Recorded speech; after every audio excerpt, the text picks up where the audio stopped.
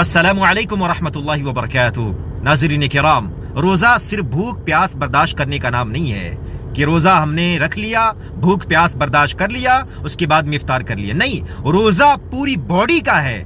اگر آپ روزہ رکھ رہے ہیں تو آپ اپنی زبان کا بھی روزہ رکھیں، آپ اپنے کان کا بھی روزہ رکھیں، آپ خواہشات نفسانی کا بھی روزہ رکھیں، اپنی زبان کا بھی روزہ رکھیں، کیونکہ اللہ کے نبی صلی اللہ علیہ وسلم کا فرمان ہے، من لم يدع قول الزور والعمل به والجهل فليس لله حاجة في ان يضع طعامه وشرابه۔ جس نے جھوٹی باتیں نہیں چھوڑی، جس نے غیبت نہیں چھوڑی، چغلخوری نہیں چھوڑی، اور اسی طریقے سے اس پر عمل کرنا نہیں چھوڑا اور جہالت نہیں چھوڑی، تو پھر اللہ رب العالمین کو اس کے بھوک اور پیاس برداشت کرنے کی کوئی ضرورت نہیں ہے۔ اسی لیے میرے بھائیوں، سب سے پہلے اپنے روزے کو درست کریں، تب جا کر کے اللہ رب العالمین اس کا بدلہ دے گا، اس کا اجر دے گا۔ اللہ رب العالمین ہم سب کو اخلاص کے ساتھ روزہ رکھنے کی توفیق عطا فرمائے اور اپنی زبانوں کی حفاظت کرنے کی توفیق عطا فرمائے۔ آمین۔ صلی اللہ علی نبینا محمد وعلی آلہ واصحابہ اجمعین۔